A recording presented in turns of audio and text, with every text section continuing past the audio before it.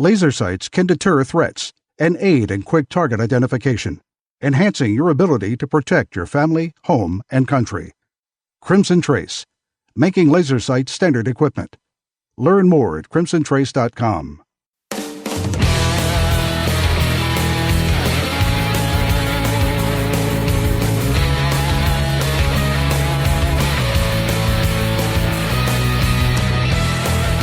Today on Tom Gresham's Gun Talk, it's an assault on rifles in Maryland, plus other state legal battles, your range reports, and more. Call in now, 1-TOM-TALK-GUN. Now, here's Tom. All righty, let's talk about guns. Tom Gresham here. Glad that you could be with us. We are inching our way out of winter, and in some parts of the country, the flowers are blooming, and other parts are still shoveling snow. It's just that transitional period, and it is an amazing transition that is taking place in Washington, D.C. A lot of good things happening there with our president signing measures that are good for the Second Amendment, with cabinet members doing things that are good for the Second Amendment. We'll be talking a good bit about that as we go through the next 3 hours. Glad that you could be with us. If you'd like to join us, it's pretty darn easy. 866-TALK-GUN is the number here, 866-825-5486. I can't remember all of that. You probably can't either. Just do it this way. Just dial Tom Talk Gun, and we are open lines right now. A lot of things for us to talk about. Man, there's something going on here, and I'm concerned. It bothers me, worries me. We have had not a rash, it's not that many, but several instances of people with carry permits or just carrying guns in constitutional carry states deciding that they will intervene, that they will get involved, that they will try to stop or apprehend or do a citizen's arrest on a fleeing criminal, a shoplifter. We're talking about people who are not just pointing a gun and saying stop, they're shooting at them. Sometimes shooting them. Shoplifters. Can we go over some basics here again? And you may well disagree with me, and if you do, that's fine. We can talk about it. The reason we carry guns is for self-defense. The reason we carry guns is for self-protection. I just consider, for me, it's a bad idea to take up law enforcement as a hobby. Come on. Person has stolen what? A loaf of bread? And you decide that you are going to fire bullets at this person running away? You do understand that every bullet has your name on it. And you are responsible for every single one of those bullets until it stops moving, and everything that it does, and everybody that it hits, and anything that it hits. And we're trying to do what? To stop someone who has stolen something from a store that has insurance that covers the loss. Now, if this person turns around and points a gun at you, all bets are off. Now we're into self-defense, aren't we? You are not a police officer. You should not be thinking that you're going to be making a citizen's arrest. I would offer that you might want to have a real serious talk with yourself. We had one case where a shoplifter and some concealed carry guy runs up, rips open the door, and says, "Freeze!" What are you doing? Watching reruns of Starsky and Hutch, for heaven's sakes? Freeze? Really? That alone tells me you're not a cop. Don't pretend to be one. Don't take up law enforcement as a hobby. You pull your gun to save a life. Okay? your life, your family, maybe sometimes, maybe somebody else's, if you really, fully, completely understand what's going on. Case in point, let me give you this, and I've used this example before. You're driving down a residential street, and you see two big biker-looking dudes, and they've got this lady, they're grabbing her, and they're pulling her down the stairs of her home. And you jump out, slam on the brakes, jump out, whip out your Roscoe, point it at them, and yell, in your best Starsky and Hutch voice, "Freeze!" And one of these biker dudes turns around and pulls a badge out and says, "We're DEA, and you're under arrest." The point of the story is that it's very likely that if you're not being attacked, that you don't actually know what's going on.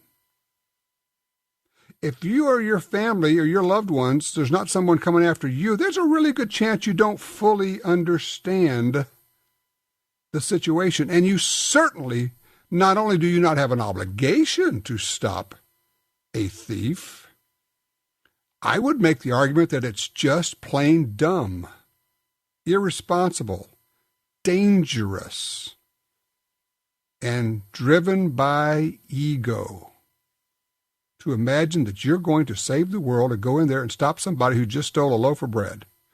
And furthermore, you're going to shoot him? Because when the gun comes out, no telling what's going to happen at that point. You are the one who has introduced a firearm into this situation. So whatever happens after that, one could argue that you caused it to happen. Maybe you get off, but maybe, as this lady just happened to her, she gets charged with a felony. And I'm just here to tell you, on a personal level, you do not want me on your jury. If you've decided to shoot somebody who is running away from robbing a store, you don't have any idea if anybody's been hurt, you don't know what the situation is, you decided, I am the appointed good guy, and I will apprehend this varmint. You don't want me on your jury. Trust me. Now, I've talked to people who say, nope, it's our responsibility, it's our duty as citizens to help out. Well, I'll help out by holding the door open for little old ladies or almost anybody else. I'll help out by helping you change a tire.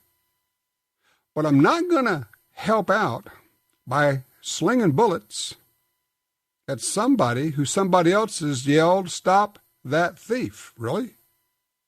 Do I know he's a thief?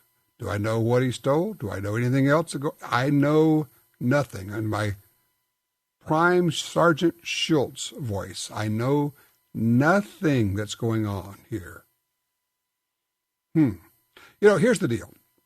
If somebody steals something and they're running down the street, running away from you, my suggestion is this, okay?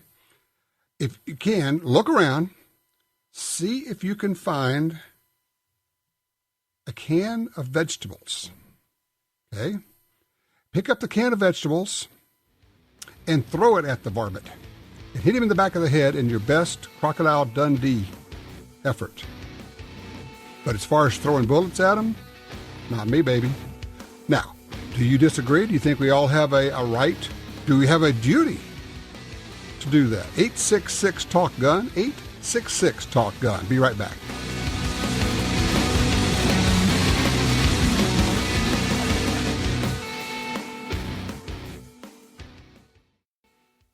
Every crossbreed holster is handmade based on the design invented by our founder. A Kydex pocket molded around your gun for perfect retention. Leather backing for comfort. Specially designed clips allow you to tuck in your shirt for complete concealment. The highest quality mag carriers and belts sturdy enough to hold any gun. Our holsters come with a lifetime warranty and 2-week try-it-free guarantee. Crossbreed. Conceal and carry the cross. CrossbreedHolsters.com. The Springfield Armory SOCOM 16 CQB is a serious package of .308 firepower with a long military background. 10 inches shorter than the standard M1A with a standard 10-round or the optional 20-round magazine. It's a thunderous close-quarters battle rifle that stops, fights, fast. Ghost ring rear and tritium front sights with a 5-position adjustable cheek piece. The SOCOM 16 CQB is ready for anything. Springfield-Armory.com. If you're like me, you don't have money to burn, but you still want to buy guns, ammo, and accessories. That's why we created Gun Dealio. That's a free, yes, a free smartphone app. Just download it and start getting the deals. Could be discounts, offers of free magazines for your gun, or you could be the first to hear about new stuff from gun makers. Here's how it works. With Gun Dealio on your phone, you get alerts when you enter a gun store. Special deals, you know. You don't have to do a thing. It'll do a lot of other cool things, like let you watch gun videos and listen to Gun Talk podcast. Plus, check it anytime for hundreds of deals and offers. Getting more while spending less. Smart, huh? Gun Dealio. Made in America. Gluten-free. At the App Store and Google Play or gundealio.com. Laser sights offer an immediate advantage when visibility is poor and seconds count. Laser sights can de-escalate a deadly encounter by engaging the target with a laser, enhancing your ability to protect your family, home, and country. Call 800-442-2406 or visit crimsontrace.com for a free copy of our laser training video, The Laser's Edge, and learn why Crimson Trace is making laser sights standard equipment.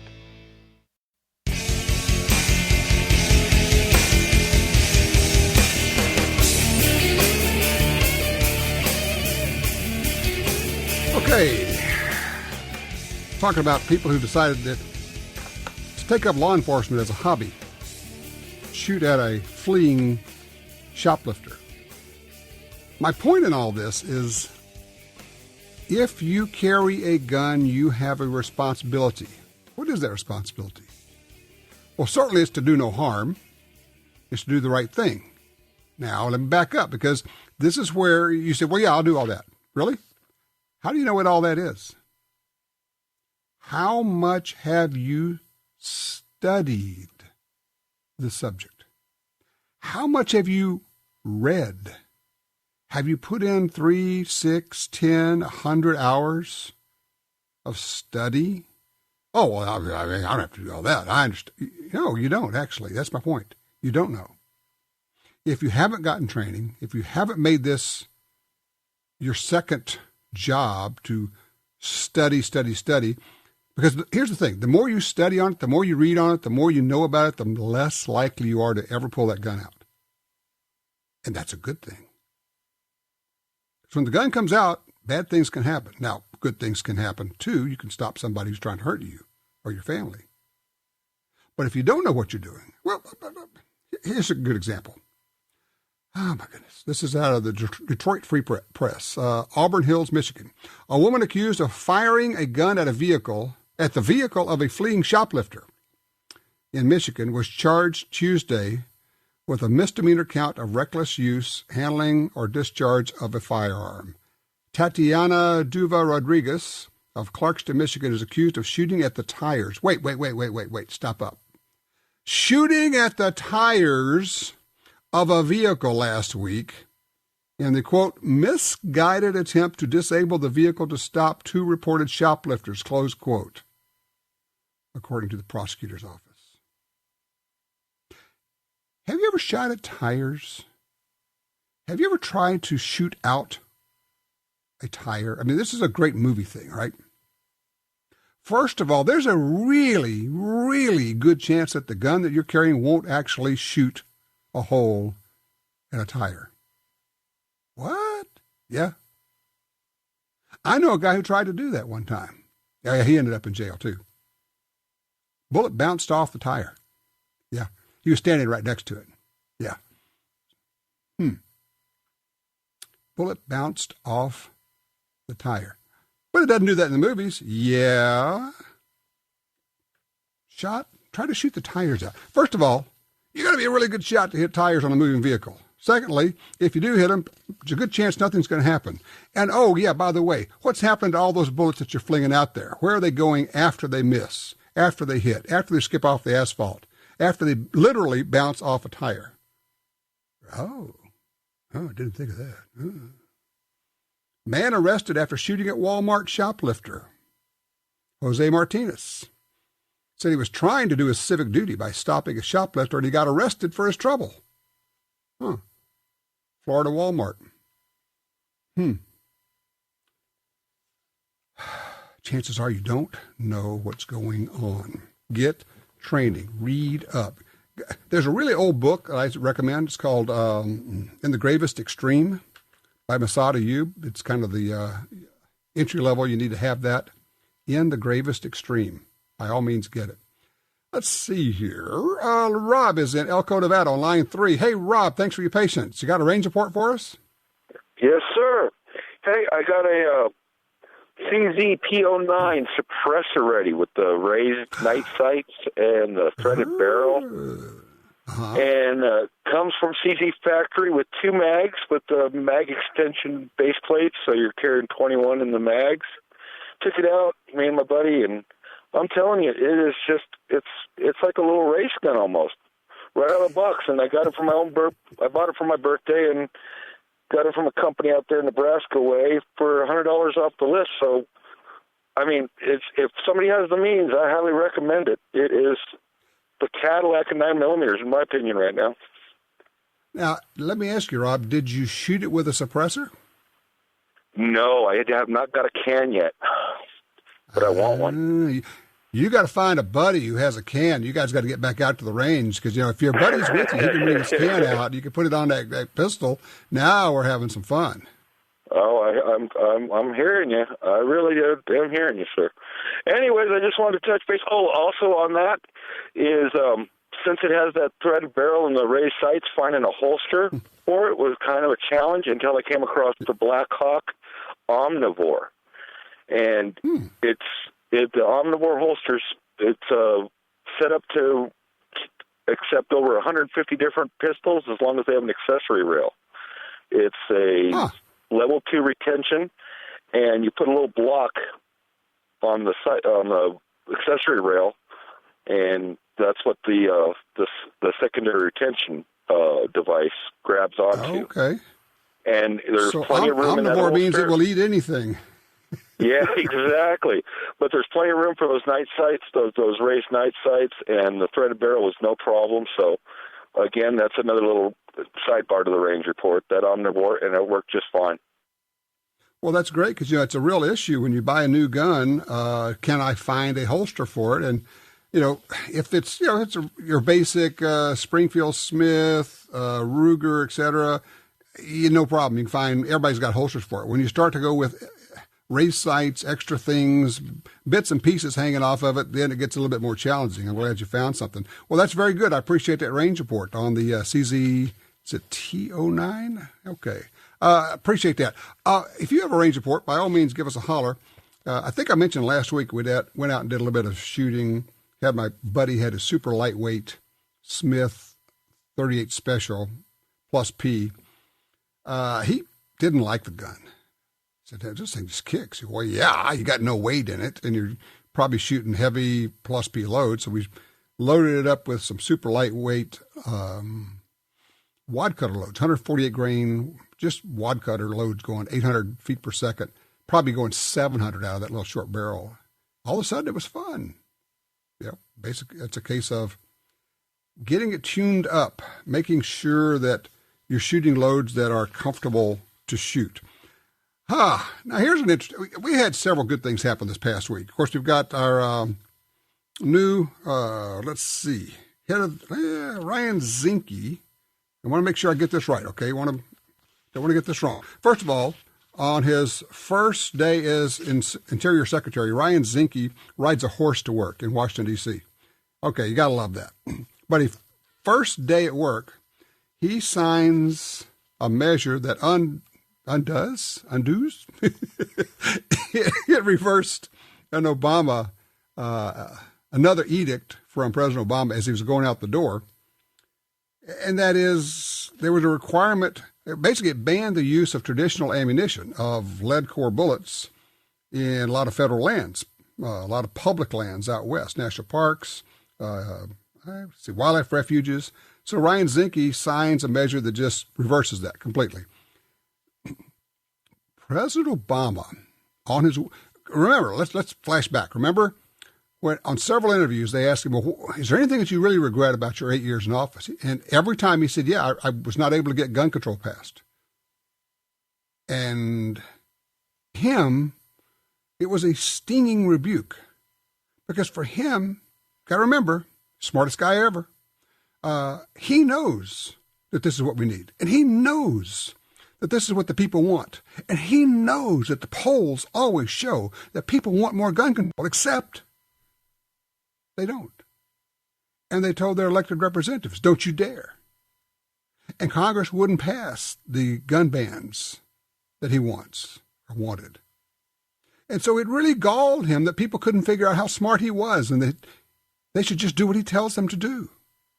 So on his way out of the door, President Obama says, oh, I couldn't get it passed, but I will tell these bureaucracies, these agencies to implement rules, as opposed to laws, that infringe on the constitutional rights of tens or hundreds of thousands of people. I will tell the Social Security Administration that if anybody is getting Social Security benefits and they have someone else handle their money for them, we will use that to say, ha, you are mentally incompetent. And we will report you to the FBI. You will never, for the rest of your life, be able to own a gun. And he did that.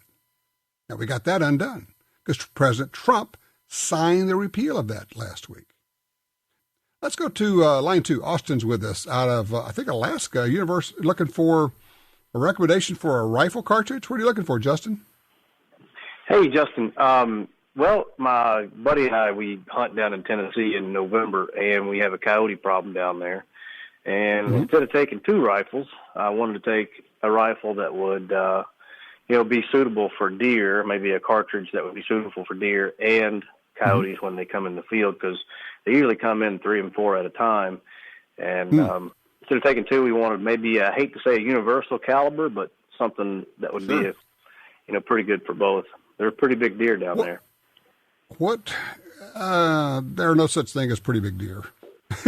I mean, even a 300-pound deer is I wouldn't hit them with deer. a 5.56. How about that? Well, I would. That's the difference. You'd be amazing how fast they can't get to the ground fast enough when you shoot them with the proper bullet with a 5.56. But I have seen people try to shoot hogs and deer with full metal jackets, and that doesn't work so well. But having said all that, what would be your choice for a deer cartridge? Well, I had doing some research, and I had looked at a 243. I'd looked at the 6.5 Creedmoor, and I don't really have anything that I've picked out yet, but I wanted to table that to you and see what you would recommend. Sure. All right, let me back up then. Obviously, for a deer, it's generally going to be one shot. But for coyotes, if you have several of them, are you going to try to get several coyotes while they're all out in the field? Because if you are, we will get all of them we can hit. Yeah, I know. That's the thing. So you probably want a semi-auto, frankly. Correct. Okay. Are you shooting any kind of AR platforms now? We are. We have 5.56 down there. And that's really about it. My buddy took a 300 blackout last year, but it did okay if you go supersonic on a doe. Right. But I just kind of steered away from that one. Well, you know what? If you're okay with the AR platform, why not get one of the AR-10 platforms and go with 243, 260, 6.5 Creedmoor, 308, one of those? Well, 308 for a coyote, I was wondering, we're going to really hammer that thing. Isn't the goal to make him dead? Yeah, well, I guess so. They ate my buddy's horse. They ate your buddy's horse. I think your buddy wants them all dead, doesn't he? He's on fire.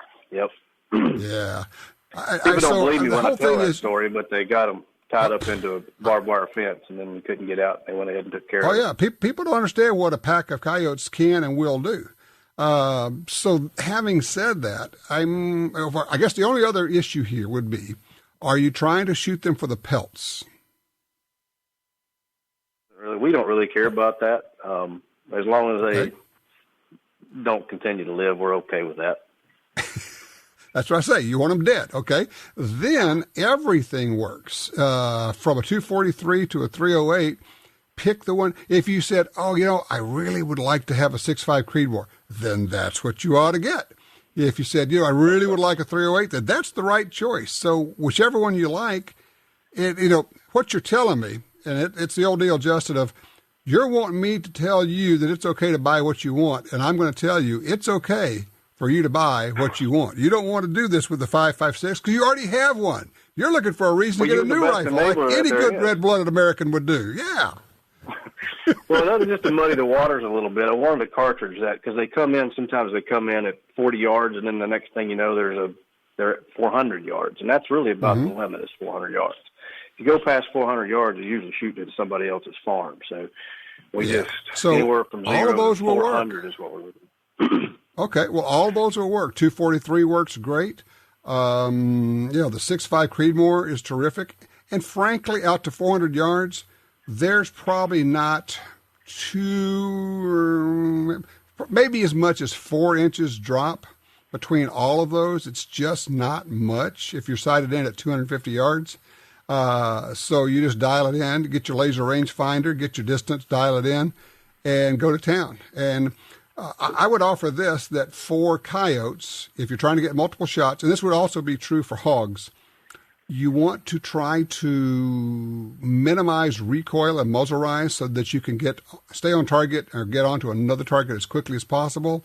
So something like a 6.5, and also really important on this, if you're not going to shoot a suppressor, then you need a good compensator on the end of it that will hold the muzzle down. And some of the comps out there are phenomenal at what they will do and allow you to stay on target. Okay. Yeah, I didn't know how 243 performed on deer. I never actually used one or shot one. So I have shot several deer with 243. It's like you dropped an anvil on top of them.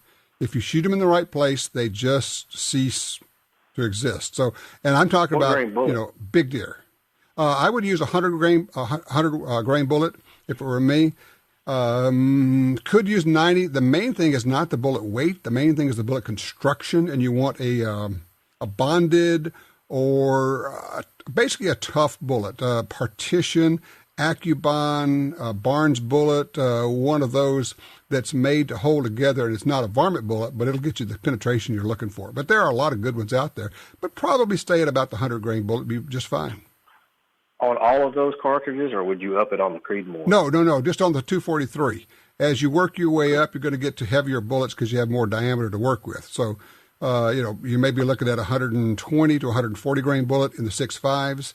Probably go with something like a 150, 165 grain bullet with a 308 would be my choices.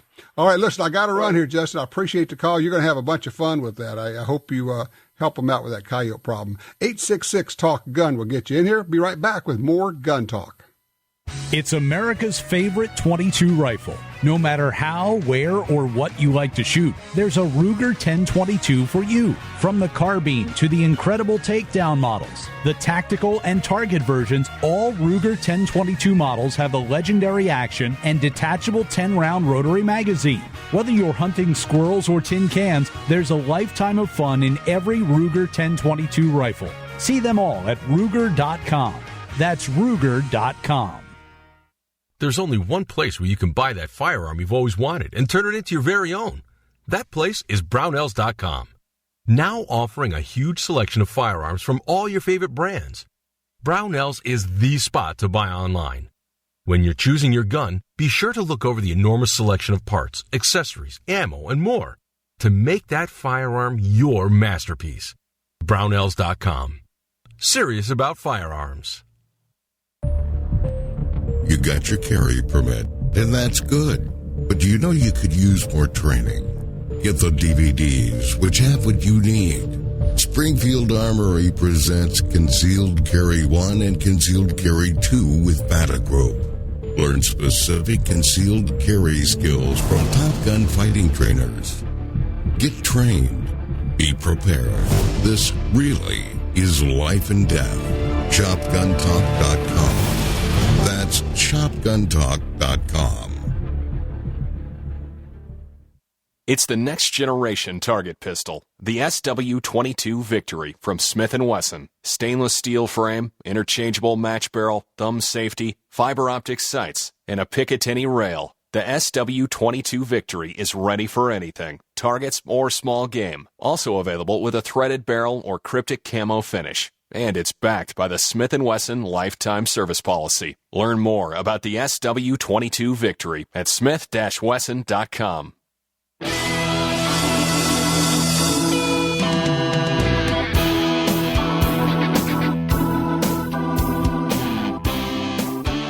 All right, I get an email from Michael. He says, don't forget the Grendel. Okay, won't forget the Grendel if you want to go that way. That's a good option also, of course. Rich, line 3 out of Tennessee. Hey, Rich, you're on Gun Talk. Yes, sir. I was trying to get your opinion. Have you ever used the grip pod versus the Mako, like the D-Pod or Leaper's D-Grips? No, I have not. Okay, when it comes to, are you talking about looking for forearm grip, or are you looking for a bipod? I was trying to get something that's a combination of the both. I'm trying to steal on funding because I won the rifle, so it's not costing me anything to get it, but just trying to get something that worked on the front end. That's not just a gimmick. All right. Well, tell me what kind of hunting we're talking about and the use, and maybe I can help. Mostly just going to be for plinking, range use. I won't be doing a lot of hunting with it because it's 5.56. Why would you not hunt with a 5.56? I've got 308s that I like to use for my deer hunting. Okay. Well, and I mean, if you got others that you prefer, but here's the thing. Yeah. I would like for people to stop thinking that the 5.56 is not a good deer cartridge. It is. With the right bullets, it's an excellent deer cartridge. So, okay, just getting that out of the way. I really, really like bipods. I've been using Harris bipods for 30, 40 years, whatever. So Harris makes a good bipod that's fairly inexpensive, but now there are a gazillion really good, which is to say much more expensive, but really sturdy bipods available for ARs because tons of people are using them. An example would be the Atlas bipod. They're between $250 and $300 for a bipod. And when I first heard that, I thought, well, that's just crazy. Why would you? And then I got to use one. You go, oh, I get it now. I mean, you can stick that thing on anything. You can lean into it. You could push it against a support. You could do all sorts of stuff. Sure. If you got the rifle for free, you might want to just treat yourself to something like that. I am not a particularly avid fan of vertical grips, forearm grips. Just me, just the way I like to shoot. So I'm not, I've used them, I've tried them, yeah, fine, but they don't do anything for me. Also, if I'm going to be taking a rest, I would much rather have a bipod. Okay, because the last time I messed around with the AR platform was the A2 when I was in the Army. So it's been a while. You're in for a real treat. They are a lot of fun. And like I say, we have to stop thinking about what they did when they were shooting full metal jacket bullets and imagine what they do with good expanding ammo. I think you're really going to enjoy it. So I wish you luck with that. But yeah, try a high quality bipod on there. And you can just leave it on all the time when you're shooting offhand. But I think you're going to find that it really does something for you. Man, I like them. So I appreciate the call. Thank you, sir. Let's see. Chuck is on line 1. Chuck, I understand that you were a deputy sheriff. What's the story here? Well, to me, it may help others to think of it this way. When I was a deputy sheriff and when I was a military police officer, I had a legal obligation to take action. I could be charged not only with malfeasance for doing the wrong thing, but also with misfeasance for failing to act. Now, as a retired civilian, I no longer have any legal obligation to might have a moral obligation to act, but that depends. Right. Do I want to take a chance that 12 people on a jury are going to share my opinion? If I'm in Tyler, Texas, I might go with it. If I'm in Houston, forget it, baby. I'm going to choke them with heel dust.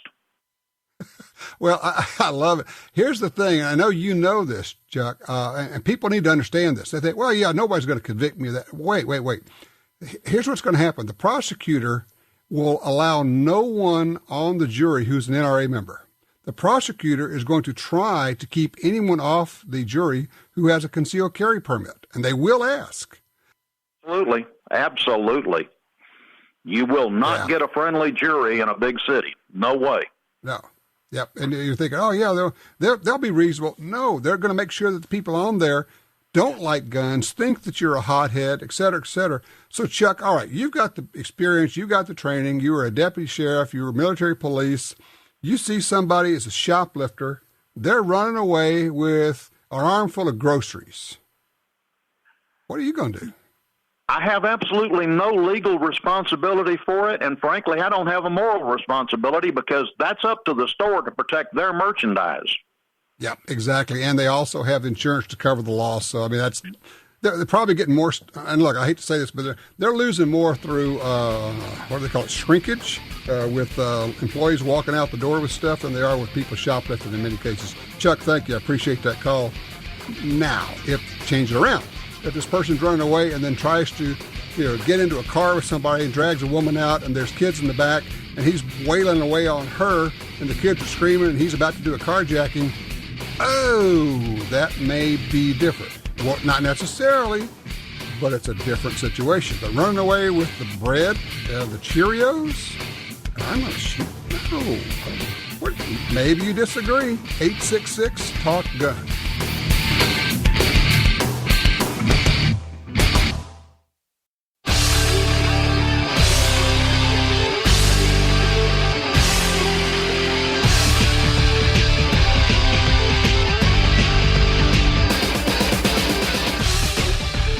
As I say, on the other hand, this is April of 2015. In Chicago, Uber driver licensed to carry gun shoots gunman in Logan Square. Authorities say no charges will be filed against an Uber driver who shot and wounded a gunman who opened fire on a crowd of people in Logan Square over the weekend. The driver had a concealed carry permit and acted in defense of himself and others.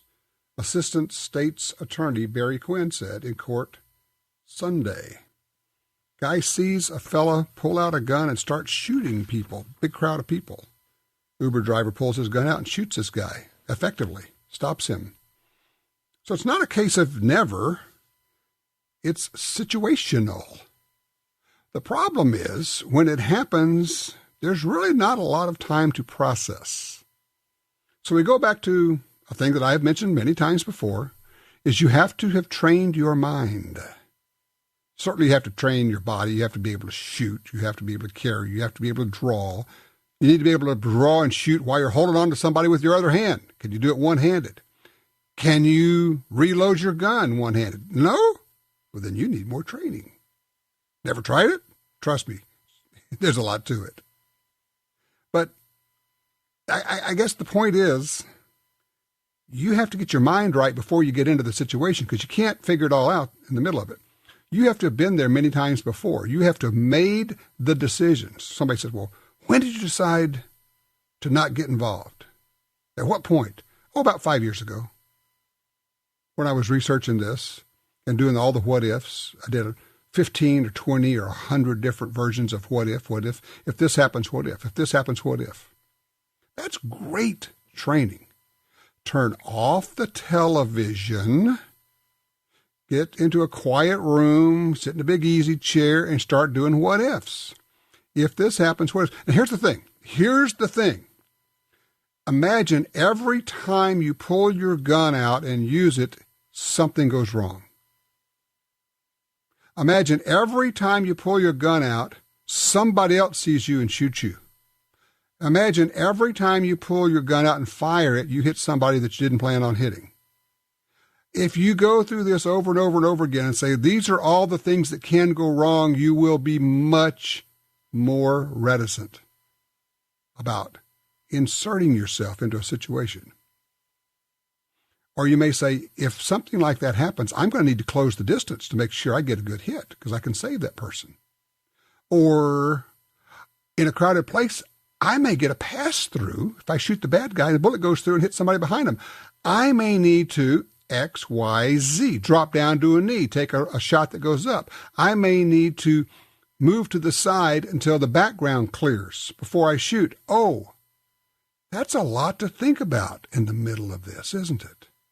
That's why it all needs to be in your brain where you just open a drawer, you select that particular set of actions, and you implement them because you have already decided what you will do. Wow, that's a lot. Yeah, but here's the thing.